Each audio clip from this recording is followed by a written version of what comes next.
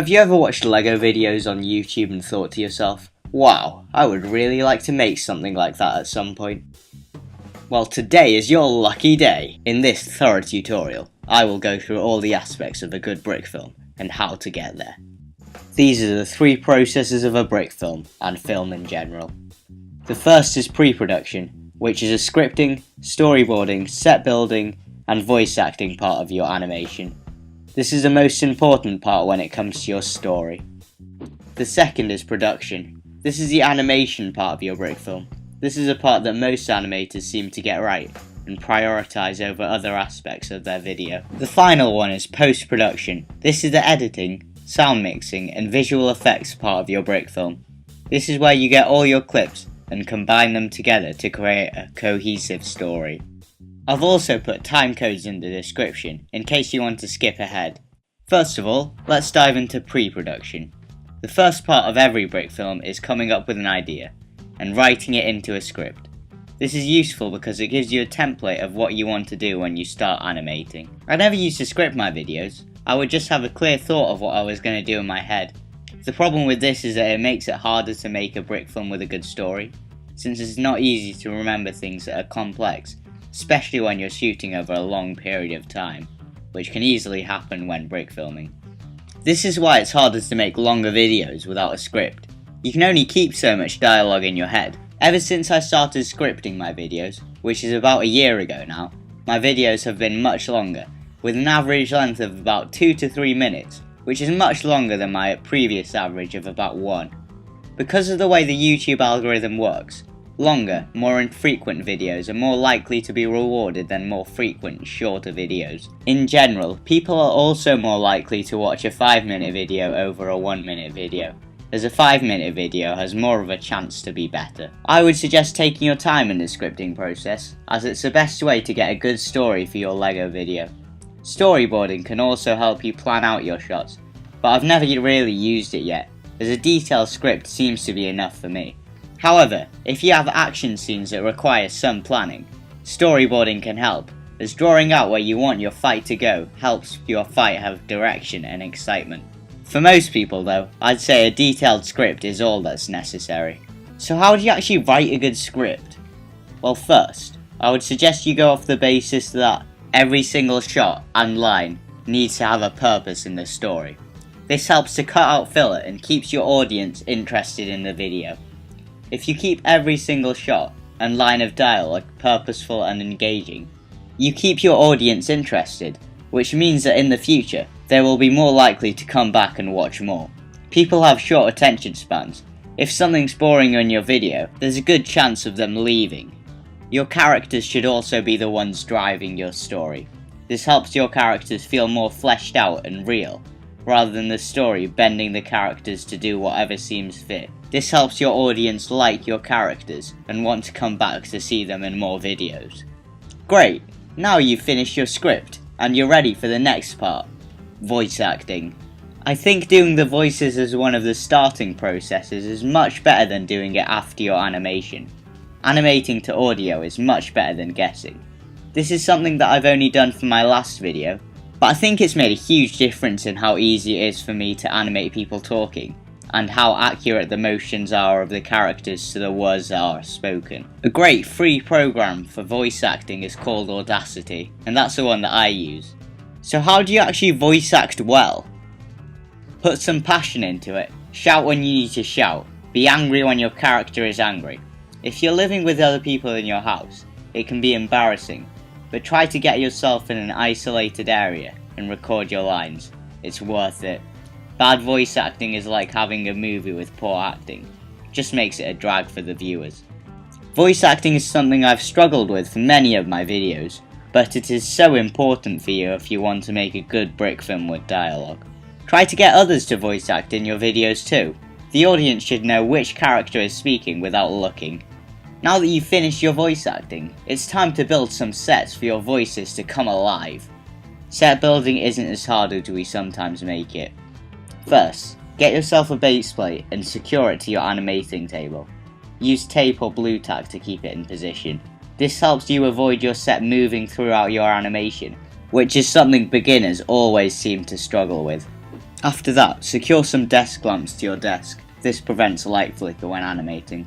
Light flicker is caused by using natural light or having the windows open in your room, as clouds can block the sun, or the sun will move, changing your character's shadows. It's not ideal. I just close all the curtains in my animating room with 2 secure desk lamps to eliminate light flicker. To keep your camera secure, you can build yourself a camera rig out of Lego and secure the camera to the rig through blue tack. This is a method I use myself. It needs a bit of trial and error, but it's much cheaper than using a proper camera rig. You can also modify it for camera moves and the like. After that, it's just about building what the camera can see. For example, your walls don't need to be smooth on both sides. Just make the side of the wall facing the camera smooth, and that's enough. If your scene is set in a room of a house, just build a room with 3 walls, rather than the whole house. But it still helps to have small details in your set to give it more depth. For example, this set isn't big, but big enough for most scenes. But it's still missing stuff. It's too empty. Obviously this empty room isn't enough though. You still need some furniture. Just adding some average furniture, or plants, help the room feel like it's a real room, rather than an empty set. The small details make a big difference. Now it's really time for your characters to come to life. This is what everyone thinks about when you say Lego stop motion, the animation part. Many people ask me what frame rate I use. It's a pretty common question in a comment section. I use 24 frames per second. This means I take 24 pictures for every second of animation. 15 frames per second and 24 are the most common frame rates I've seen in Brickfilms on YouTube. It really depends on you on which rate you use. I used to use 15 frames per second, but I didn't really think that worked for me, so in late 2015 I started to animate at 24, and I've never really looked back. Some of the best Brickfilmers on YouTube use 15 frames per second, like Forest Fire 101, so higher doesn't necessarily mean better. If you're just beginning stop motion right now, I would suggest using a frame rate of 12. This is low enough for a beginner to handle, but high enough for realistic actions. To get these realistic actions, you'll want to use a technique known as easing in and easing out. Easing in and easing out is something that happens around us every time something moves. For example, when this minifigure moves his arm up, you'll notice that it starts slow, gets faster, then slows down again. For a good animation, you'll want to use this technique for most moving objects and people. For fight scenes, this technique is crucial to have punches that have an impact and look like they're actually hurting the other person. Slightly going off topic here, but something that also helps when animating fight scenes is watching fight scenes in movies and other LEGO videos. This helps you choreograph your fights to seem more cinematic and exciting. This is crucial for lightsaber duels, so you don't end up with something as stiff as this. Sometimes it's better not to use easing in and easing out. For example, with a car, which usually moves at a steady speed, don't use this technique. Obviously if it is stopping or starting, you'll have to animate it speeding up and speeding down though. Now that you know how to make your brick film smooth, you may want to know how to make it more cinematic. To do this, you'll want to use a rule of thirds.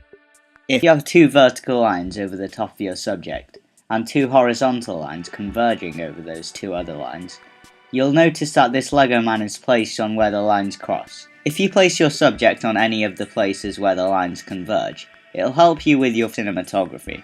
You shouldn't do this all the time, but it's a good weapon to have in your brick filming arsenal. Something else that helps your cinematography and keeps your audience engaged is camera movements.